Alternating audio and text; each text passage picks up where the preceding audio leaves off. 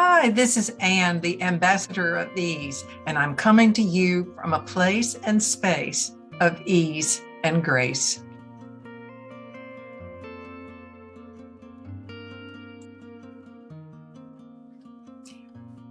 I'm excited to introduce a very amazing person. He is a decorated U.S. Coast Guard veteran, co-host of The Funniest Thing with Darrell and Ed, which is a very cool show, and author of What If Godzilla Just Wanted a Hug. You can learn more about Darrell at his website, which I will put at the bottom of this video, but it is thiswillmakeyouhappy.com. Oh, what a wonderful name for a website. Let me introduce to you Darrell Fusaro. Darrell, welcome. Hello, it's nice to be back.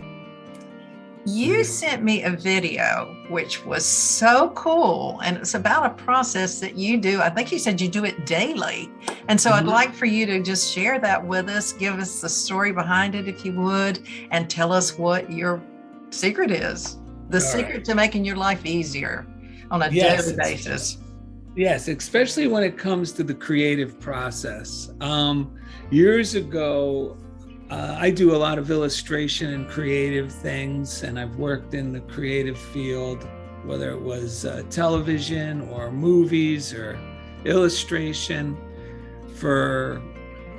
even when I was in the Coast Guard, I was doing illustration. So for most of my life, but my start was pretty rough because I would make hard work of everything, especially stepping out on faith to do something creative.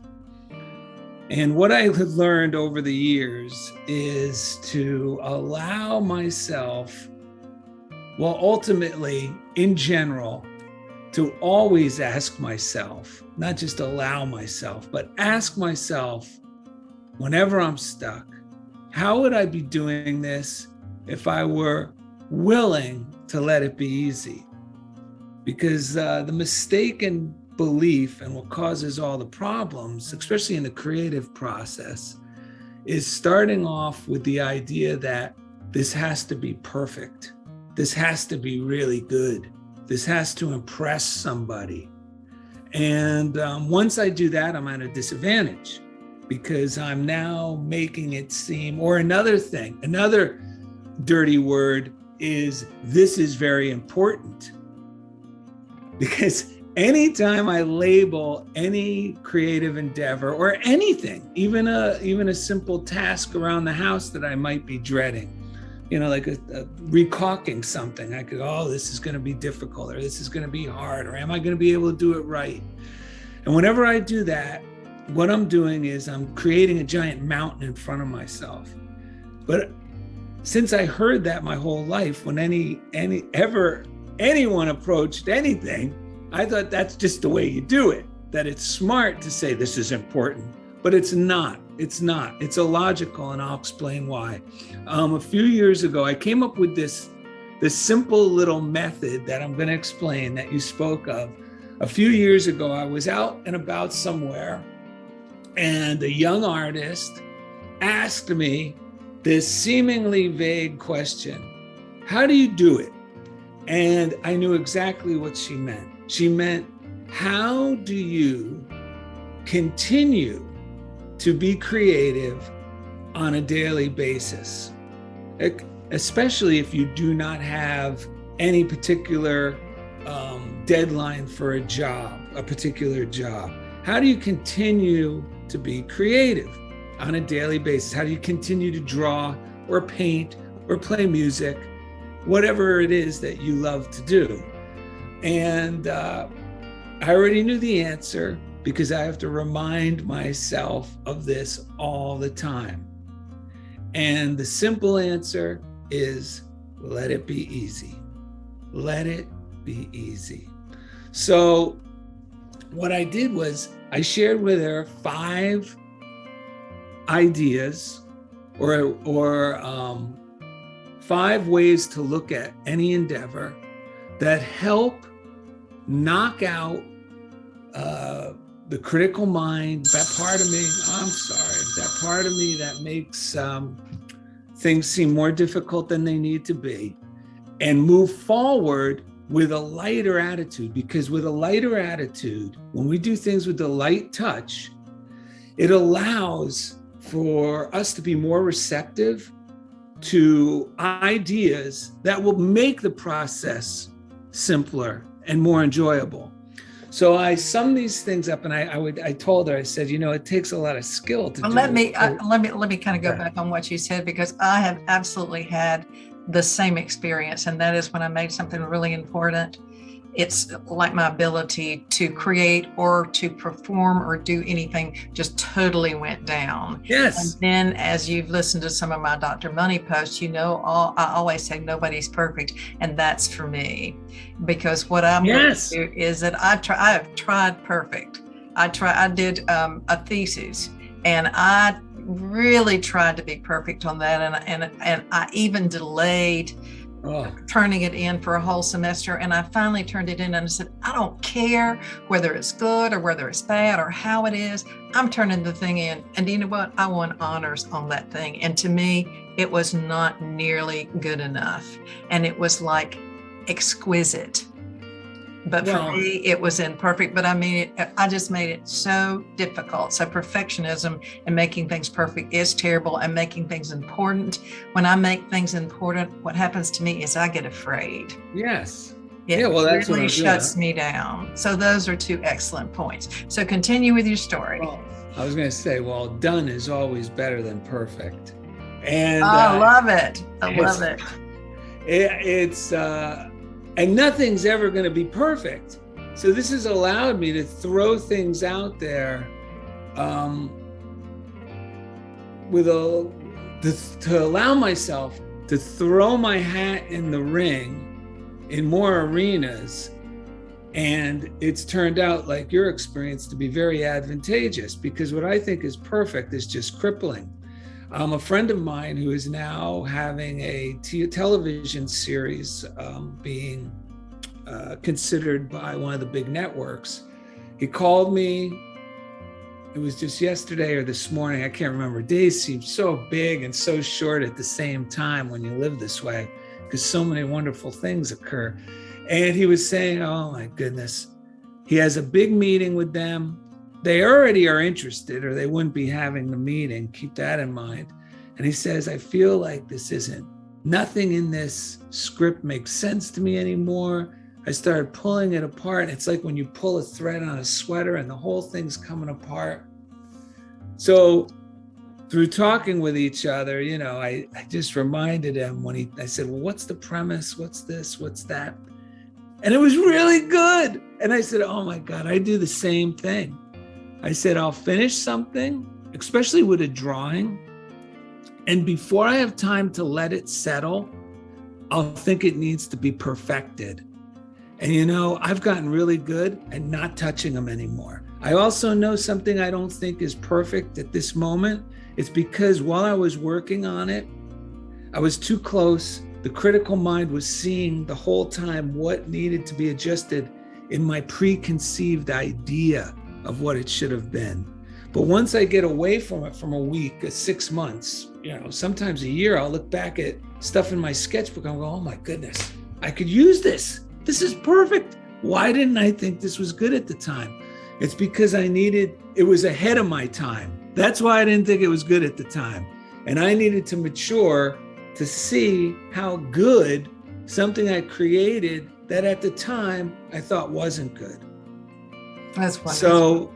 So there's a lot of fascinating things that we need to be able to put the brakes on. And another thing, like with him, I'll do something, it'll be accepted for something. Like I'll do a creative, I'll create something, whether it's a illustration or a story for a magazine, whatever it is. And then 6 months later, they say they want it. And now I'm thinking, oh, shoot, I got to fix this. And I've learned, no, don't fix it. Don't touch it. And my mind will go, no, but there's some things in it. No, that means don't touch it. They want that. They don't want what you think needs to be perfected. So are you ready for the 5 things I use? Yes, absolutely. I can't wait. Let's go. Okay.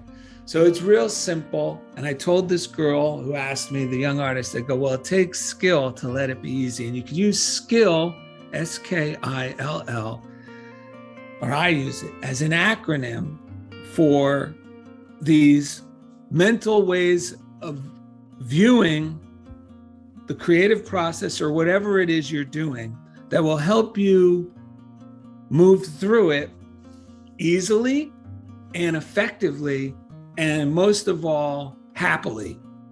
And the first one is skill, and that means swim with the current, meaning there's a great advertising man. His name was Paul Arden, and he said, do not be afraid of silly ideas. Never argue with that hunch. If it seems silly and it's a joyful nudge, go with it.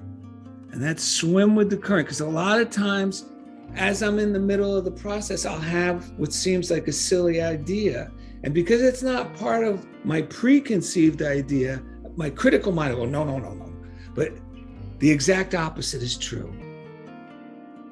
Do not be afraid of those silly ideas. Those joyful nudges, never argue with those joyful nudges or hunches, because they will take you places so much further than reason would allow you to go. Trust me. So that's the S. That's the S. Yes. Swim with the current. Go. Don't be afraid of silly ideas. When you have a joyful nudge, go for it.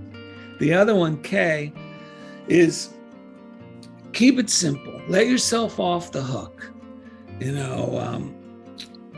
Don't wait. You don't have to wait. I used to think, okay, I got this great idea, but I got to have the right paper. I got to have the right brush. Well, let me see how other people did it. And that's just, that is not good, man. That's reason slipping me a roofie. You know what I mean? It's like, it's me.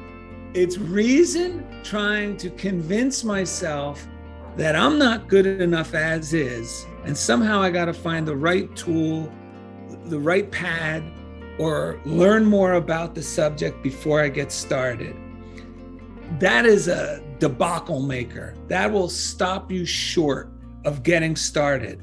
The best thing to do, the best time to start is to just get started. And my favorite quote is by Theodore Roosevelt. And he said, do what you can with what you have right where you are. And you said that today, because when you saw the video, you said, well, I don't have a lot of that fancy stuff in my editing software, but I do what I can with what I have right now. And that's great, because doing it, like we said in the beginning, done is better than perfect. I love it. The next one is I, and this one is my favorite. This one made me a creative machine. And the I stands for inspire others. Inspire others. If you're an artist, what I was doing while I was in the service, my job had nothing to do with illustration. I was in the law enforcement branch. And however, during my downtime, I would pull out little pieces of, mailable card stock that's similar to a postcard. And I would draw little cartoon characters to mail to my friends. Because I wasn't stationed near where I grew up. So something about creating something, just for a friend, it takes all that, this is important, out of it. And it frees me from my critical mind, all the little, this is, wait, I don't know about this, maybe. It frees me of that because it's just for a friend. And I was doing these silly little postcards just for a friend. And anytime the thoughts would come up, I'm not doing anything with my art. I'm just drawing postcards. But the higher voice, because once you start doing this, the real you, the God in you gets louder. And it said, no, I am doing stuff with my art. I'm creating every day and I'm having fun. And while I'm doing this, God is arranging all the avenues of how this is all going to come together. And ironically, because of those silly little cartoons that I was drawing, when I got out of this service, I got accepted with a merit scholarship to an art school based on those silly little drawings. And I had no idea that was going to be in the cards for me. So inspiring others. If you're a musician, and I do this and I'm not a musician, when I don't get they don't pick up on their phone, I always sing my message, something silly. And all these creative things, sending a postcards, especially now, I still send them out. I still do them when I'm feeling blue. I'll make someone a postcard because, when you're feeling, can you say this? When you're feeling shitty, you make something pretty for a friend. So I do these even now, or if I don't get someone's message and, I leave a little song.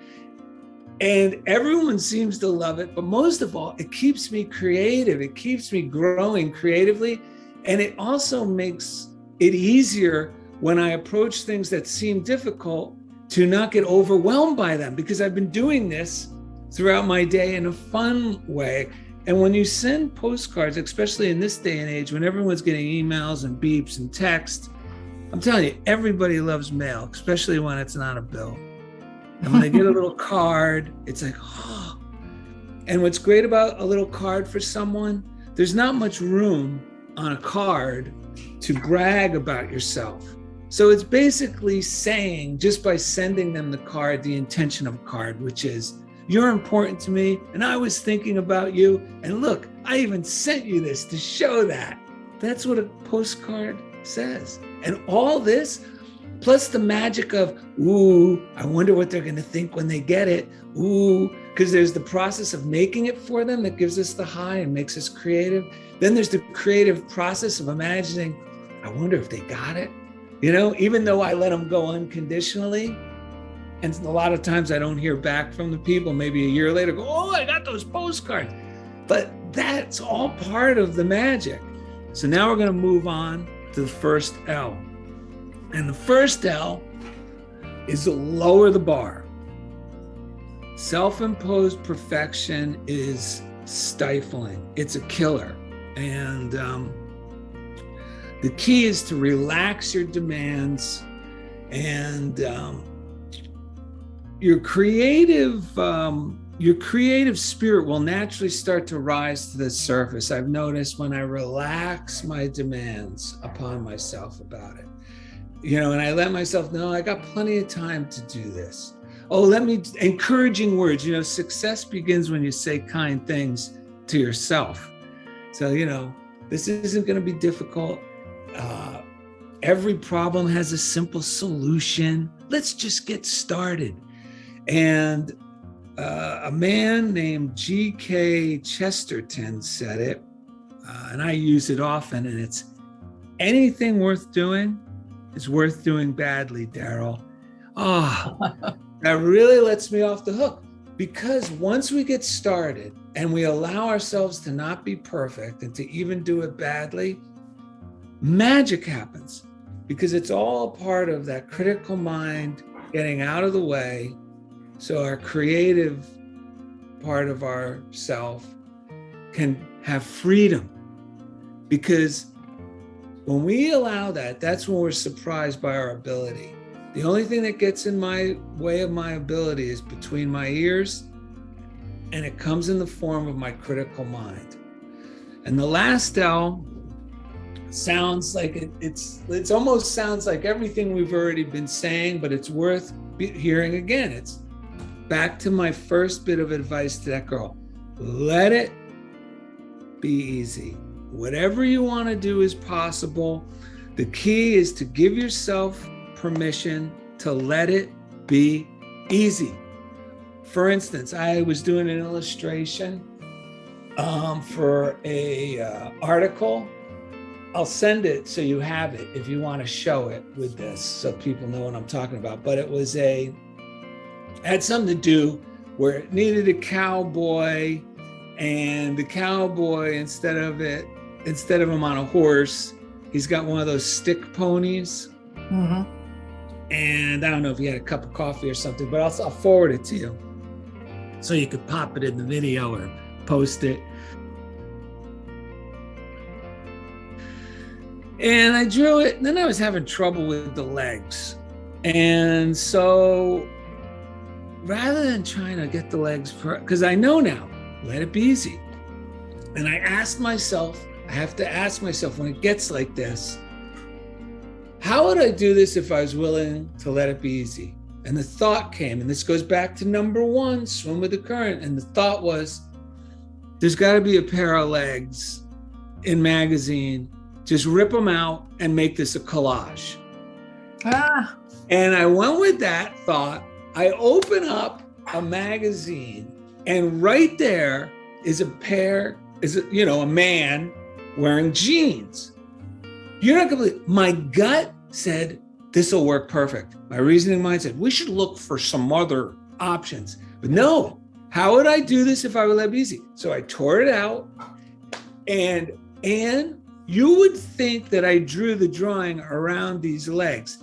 The legs were at the perfect angle of the drawing I already drew. They were the perfect size of the cowboy. So all I did was glue stick, put it on there. And you know what? That illustration was a big hit. Even other artists were going, oh man, like what a great idea. How did you come up with that? And I was like, and I told them, I said, how did I come up with it? I said, I was struggling to draw the legs. I mean, that's another thing. When you're honest too, it lets other people off the hook so they can allow themselves to enjoy this approach to letting it be easier. Like, I love that you call it EZosophy. That's my favorite new word, EZosophy. Oh, that's great. Well, that's a great story. And it seems like we've walked down a lot of the same paths, because I've come to many of the same conclusions in my life in order to make it easier. And we start out with this stringent pattern of perfectionism and then move to making it a little bit easier and a little bit easier. And it's like, let's just throw the whole idea of perfect out and yes, and pressure and let me be a nobody. You know, when people used to say I'm a professional, I would always say I'm a non-professional. Oh, I love that. I am not a professional, because every time I say I'm a professional, people say that's not very professional. And I go, no, I'm not professional at all, because it's just such a burden to try to do everything professionally. Yeah. And so I'm not a professional. I'm an amateur at everything I do. And as I say, if I were trying to be professional, I wouldn't get anything done. I wouldn't do it. Would not do it. Well, I want to thank you so much for that. And it always in my videos, I just want to say that I am the ambassador of ease and that I love you. And have you got anything to add to that, Darrell? You deserve a donut. And I love you. And you love me. Okay. Oh, thank you.